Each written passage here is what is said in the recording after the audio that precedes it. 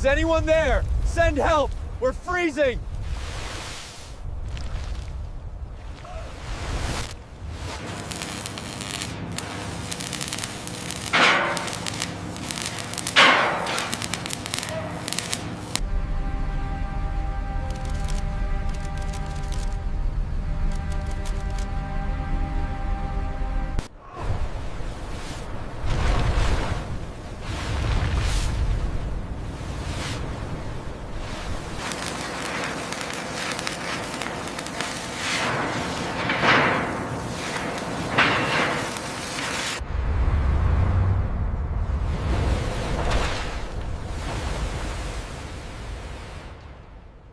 January 1942, Baltimore Harbor, Maryland.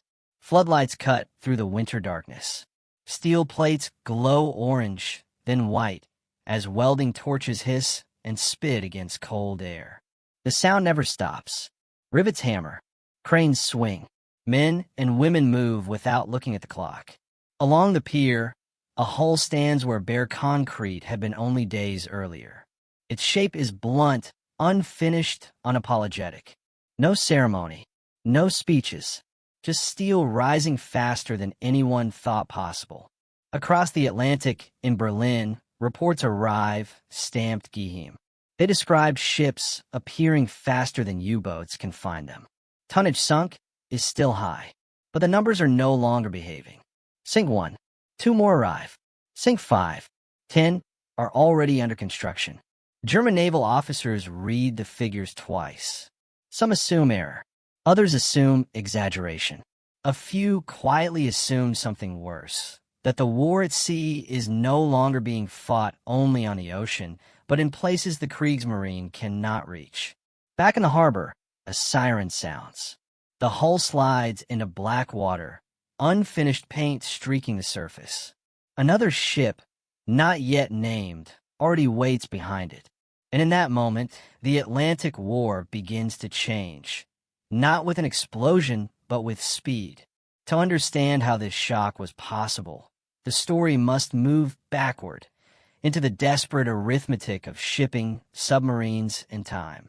By the autumn of 1939, the war at sea had already begun its quiet mathematics. Germany did not need to defeat Britain's navy outright. It needed only to sever the arteries. Britain was an island empire that lived on imported food, fuel, and raw materials. Every ton of wheat, every barrel of oil, every artillery shell had to cross the Atlantic. Karl Donitz, commander of Germany's U-boat arm, understood this with brutal clarity. Sink ships faster than Britain could replace them, and the island would starve into submission. The concept was not new, but the scale was. When war broke out in September 1939, Germany possessed fewer than 60 operational submarines. Only a fraction were capable of Atlantic patrols. Even so, early successes were immediate and psychologically powerful. British shipping losses climbed. Insurance rates soared. Convoys stretched thin across thousands of miles of ocean. Each merchant ship was slow, lightly armed, and often alone. The Atlantic was vast. Protection was not. By 1940, after the fall of France, Germany's position improved dramatically. U-boats could now operate from ports like Lorient, Brest, and Saint-Nazaire, cutting days off their transit time. More patrol time meant more sinkings. More sinkings meant pressure on British planners, on dockyards, on political leaders watching tonnage figures climb week by week. The war at sea became an accounting exercise. Donitz calculated that sinking roughly 700,000 tons of shipping per month would cripple Britain's ability to continue the war. For a time, those numbers seemed achievable. Britain responded with convoys, sonar, depth charges, and hard lessons learned at sea. But resources were finite. Escorts were too few. Aircraft could not yet cover the mid-Atlantic gap where convoys sailed blind. Shipyards worked at capacity just to maintain the existing fleet. By 1941, Britain was fighting not just Germany, but exhaustion. That was when the United States entered the equation, slowly at first, cautiously, and without yet being at war. Even before Pearl Harbor, American shipyards were building for Britain under Lend-Lease. But the system was not designed for speed. Merchant ships were custom-built, riveted by hand, one hull at a time. Construction could take many months. Skilled labor was scarce. Designs varied from yard to yard. Every ship was, in some sense, unique. Uniqueness was a luxury the Atlantic War could no longer afford. The turning point in thinking came not from admirals, but from planners. The U.S. Maritime Commission, established in 1936, had been created with a vague mandate to modernize America's merchant marine. By 1940, that mandate hardened into urgency. Reports from Britain were grim. Sinkings were outpacing construction. If Britain fell, the Atlantic would belong to Germany, and America would stand alone. Time became the enemy. The solution proposed was radical in its simplicity. Stop building ships like craftsmen. Start building them like machines. The design chosen was not elegant. It was not fast. It was not even particularly modern. The hull was based loosely on an old British tramp steamer design, the type that had crossed oceans for decades without drawing attention. Its virtues were bluntness and reliability. It could be built with mild steel. It could carry vast amounts of cargo. And most importantly, it could be simplified. This ship would become known as the Liberty ship. Standardization was the first revolution. Instead of thousands of individual blueprints, there would be one. Instead of hand-fitting components, sections would be prefabricated in factories far from the coast, then shipped to yards by rail. Hulls would be welded instead of riveted, eliminating tens of thousands of labor hours per ship. Welding itself was controversial.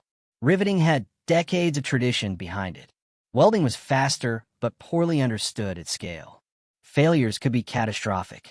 Several early welded ships would crack under stress, reinforcing skepticism. But the pressure of war left no room for retreat. The second revolution was organizational. Henry J. Kaiser, a construction magnate with no shipbuilding background, was brought in not because he knew ships, but because he knew speed. Kaiser had built dams, roads, and massive infrastructure projects ahead of schedule by breaking tasks into parallel workflows. In shipbuilding, this meant something unprecedented. Multiple teams working simultaneously on different sections of the same ship. Keels were no longer the beginning. They were just another component. Shipyards expanded at a pace that stunned observers. New yards appeared in Richmond, California, Portland, Oregon, and along the Gulf Coast. Existing yards on the East Coast ran around the clock. Floodlights turned night into day. Shifts overlapped. Training programs produced welders in weeks instead of years. The labor force changed shape almost overnight. Men too old or too young for combat filled the yards. Women entered heavy industrial work in numbers never seen before. Migrants arrived by the tens of thousands, chasing wages and purpose. Housing was improvised. Transportation strained. Entire cities reshaped themselves around steel and schedules. By December 1941, when the United States formally entered the war, the machinery was already in motion. Then came a shock. German U-boats surged into American coastal waters during what they called the Second Happy Time. The U.S. Navy, unprepared for unrestricted submarine warfare, so close to shore, lost ships at an alarming rate. Tankers burned within sight of beaches. Merchant crews watched cities glow on the horizon while they died in darkness. From January to July 1942, Allied shipping losses reached catastrophic levels. Nearly 600 ships were sunk in the Atlantic in the first half of the year alone. On paper, it looked like vindication for donuts. But the paper was lying. While U-boats hunted, American yards built. While ships sank, keels multiplied. Production curves climbed in ways naval intelligence had never modeled. In 1941, the United States had built fewer than 200 merchant ships. In 1942, that number would exceed 2,700. The most unsettling detail for German planners was not the total, it was the time. A Liberty ship that once required 230 days to build was now taking less than 50. Then 30. Then, in carefully staged demonstrations, under 2 weeks. In November 1942, the SS Robert E. Peary was assembled in just over 4 days. Not as a stunt, but as proof of what the system could do when pushed to its limit. These are not miracles. They were systems. German naval intelligence began to notice the discrepancy by late 1942. Sinkings remained high, but replacement rates were higher. Tonnage graphs bent in the wrong direction. The arithmetic that had promised victory began to unravel. What the Kriegsmarine was facing was not a fleet. It was an equation it could no longer solve. And as the ships slid into the water, unnamed, uncelebrated, and already obsolete by the time they launched, the war at sea entered a new phase, one defined not by tactics alone, but by scale. To understand why this change struck so deeply, the story must now turn to the different angles of this industrial shock: human, technological, strategic, and psychological. The first angle of the Liberty ship story was human, and it began far from the ocean. In towns that had never built ships, welding arcs lit the night sky. Farmers' sons, clerks, and mechanics stood shoulder to shoulder with women who had never before held industrial tools. Training was brief, sometimes only a few weeks. Precision mattered, but repetition mattered more. One seam, one plate, one motion performed hundreds of times a day. There was fatigue. There were mistakes. Accidents were common. But there was also a sense of urgency that erased hesitation. Many workers had family members overseas. Others simply understood that delay meant lives lost somewhere beyond the horizon. Liberty ships were not symbols to them. They were tasks. Finish the weld. Move to the next section. Do not stop. This human transformation altered the nature of American labor. Shipyards became cities within cities. Cafeterias ran through the night. Day and night lost meaning. Children slept while parents worked beneath floodlights. Entire neighborhoods synchronized their lives to production schedules. The war for millions was not fought with weapons, but with hands.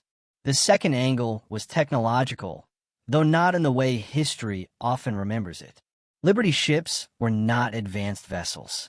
They were slow. Their triple expansion steam engines were already considered outdated by naval standards. Their hulls were boxy, their lines crude. But every component was chosen for availability, not performance. Steel grades were selected for ease of welding. Engines were chosen because factories already knew how to build them. Technology here was not innovation. It was simplification. Sections were prefabricated miles away from the coast. A bow section might be built in one state, a stern in another. They arrived by rail, already wired, already plumbed. Cranes lifted them into place like pieces of a puzzle. Welding replaced riveting almost entirely. The ship grew outward, not forward. The result was not beauty. It was speed. The third angle was time itself. Naval warfare had always assumed scarcity. Ships were valuable because they were slow to replace. Admirals counted hulls. Planners calculated attrition over months or years. Liberty ships collapsed those assumptions. A vessel sunk on Monday could be replaced before the end of the month. In some cases, before the crew's loss report had been fully processed. This altered risk calculations at every level. Convoys could accept losses and still deliver cargo.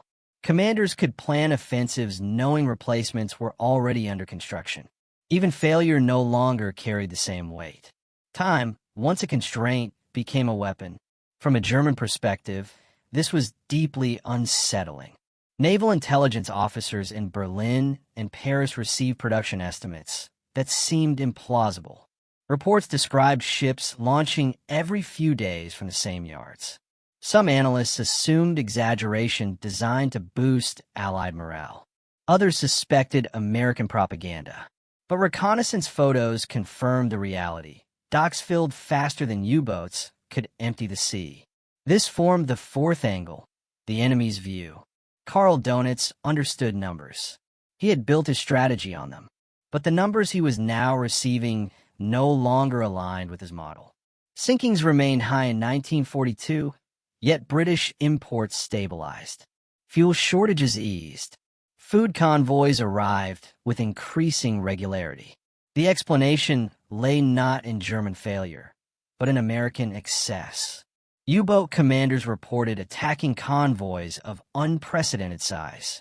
Escorts grew more numerous. Losses among submarines increased. Each patrol returned with fewer survivors. The Atlantic, once open and forgiving, became hostile. What unsettled German command most was not that the Allies were winning battles, but that they were winning production. The fifth angle was psychological. For Allied sailors, Liberty ships were not beloved.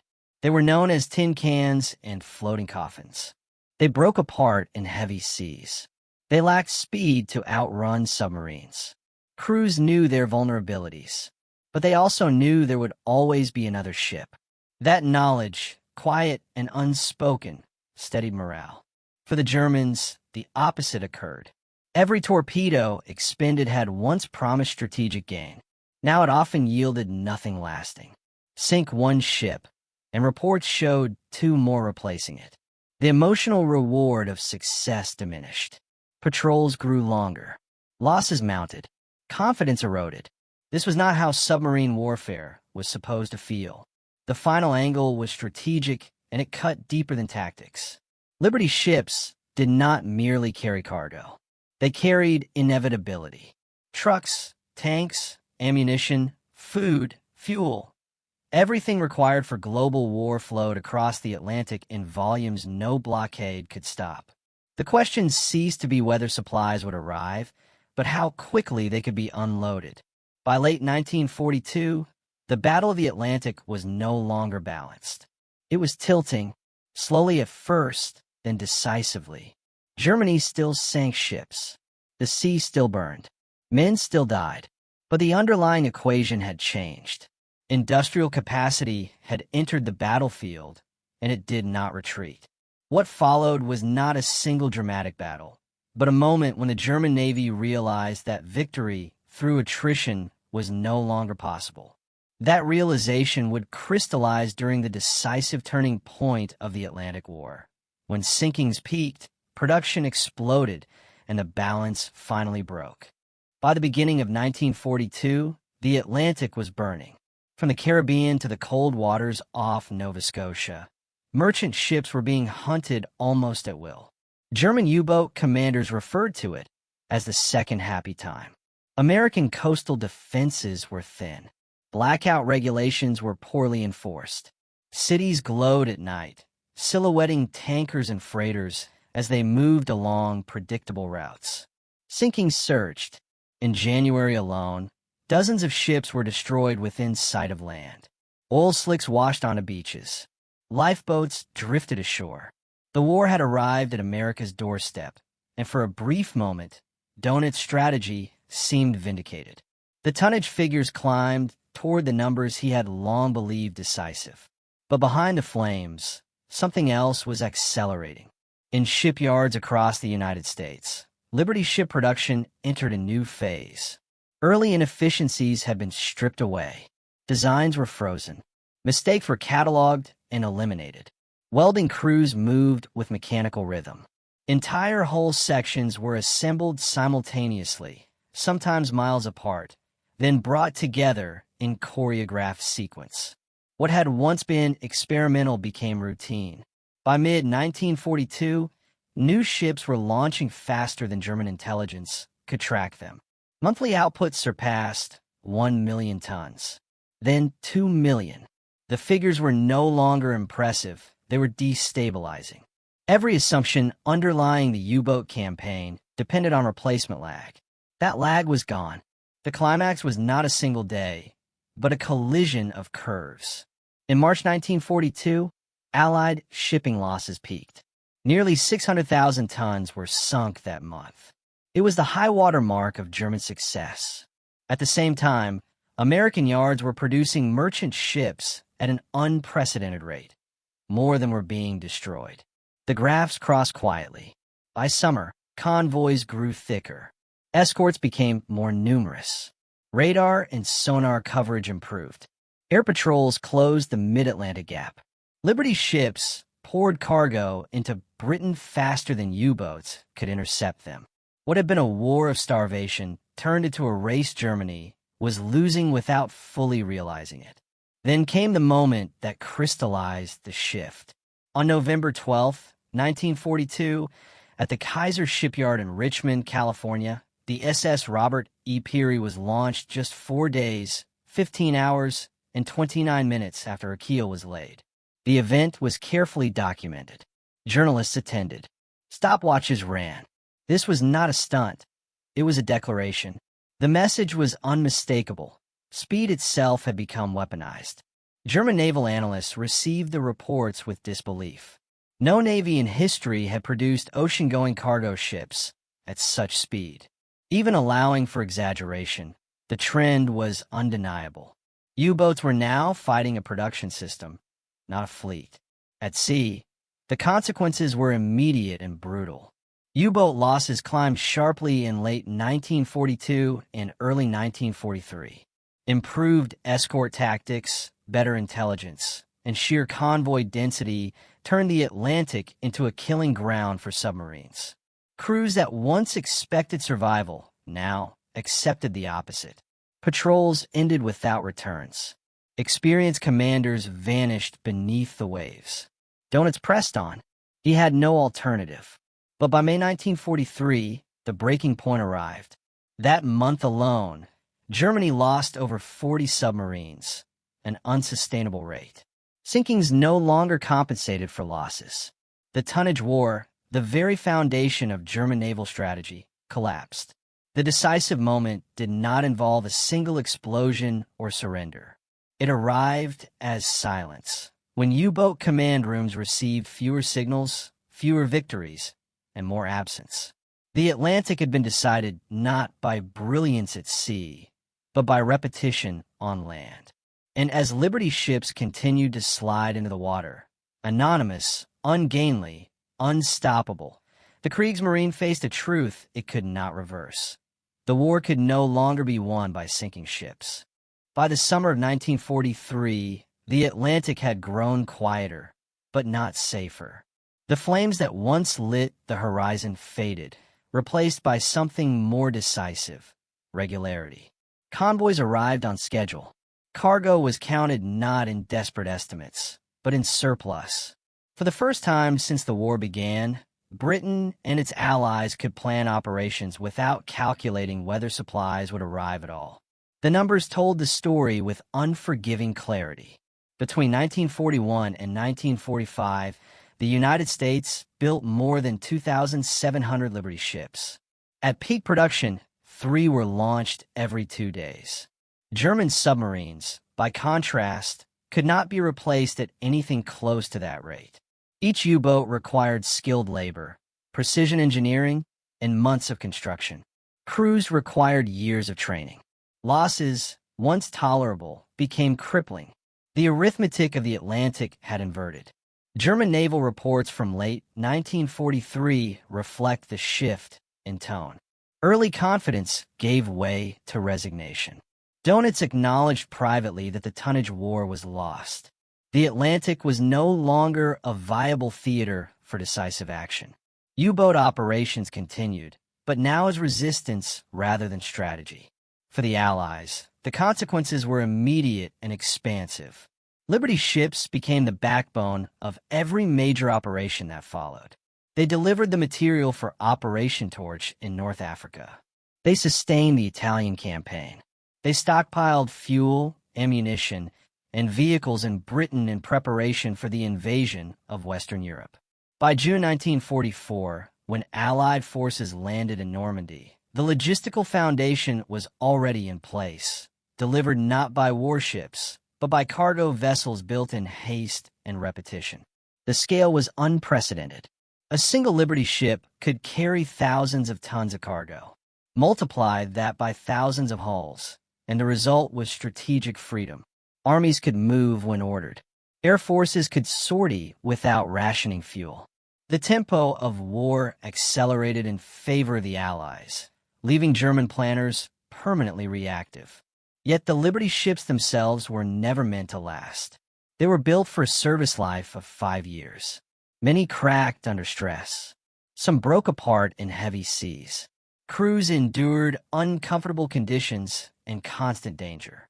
Losses continued throughout the war, but replacement was always faster than destruction. That reality reshaped military thinking. For the first time, industrial output overtook tactical ingenuity as the decisive factor at sea. Superior seamanship, courage, and even innovation could not compensate for an opponent who could replace losses almost instantly. The Atlantic Campaign became a case study in modern warfare, where factories, not fleets, determine outcomes. After the war, the Liberty ships faded quietly. Some were scrapped, others were sold, converted, or laid up in reserve fleets. A few served into the 1960s and beyond. They never received monuments.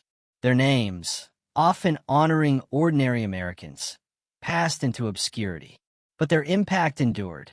German post-war analyses acknowledged the failure. U-boat commanders described fighting an enemy that seemed inexhaustible. The Atlantic had become a conveyor belt of steel and supplies, immune to interruption. The lesson was stark. Once mass production reached a certain threshold, no blockade could succeed. The war at sea had been transformed. What began as a contest of stealth and skill ended as a confrontation with scale itself. The Liberty ship program did not merely defeat the U-boat threat, it rendered it irrelevant. And with that realization came a broader understanding that would shape the rest of the 20th century. Modern wars are not won solely on battlefields, but in the quiet, relentless places where time, labor, and materials are turned into inevitability. To close this story, only one question remains. Not how the Liberty ships were built, but what they ultimately meant. The Liberty ships were never meant to be remembered. They were not fast. They were not elegant. They did not dominate the sea in the way battleships once had, or aircraft carriers soon would. Their purpose was simpler and far more profound. They existed to arrive, again and again, no matter the cost. In the Second World War, the Atlantic was often described as a battlefield of shadows, where submarines stalked unseen and merchant sailors died without witnesses. But beneath that struggle lay another contest, quieter and decisive, fought far from the waves. It was fought in yards where sparks fell like rain, where time was divided into shifts, and where victory was measured in days, saved rather than enemies destroyed. The German Navy understood how to sink ships. It did not understand how to defeat an industrial system that refused to slow down. Liberty ships changed the meaning of loss. A sunk vessel was no longer a strategic disaster. It was a delay. That transformation reshaped the psychology of war. Courage still mattered. Skill still mattered. But endurance, multiplied by production, mattered more. When the war ended, the oceans were littered with wrecks and memories. Yet the outcome had already been decided long before the final surrender, decided in the moment when shipbuilding stopped being an art and became a rhythm. The Liberty ships did not win the war by themselves, but they made victory possible. They ensured that armies were fed, fueled, and armed. They carried not just cargo, but certainty. And in doing so, they left behind a lesson that endures beyond the Second World War. When time becomes the battlefield, the side that learns to build faster than it can be destroyed will always shape the future.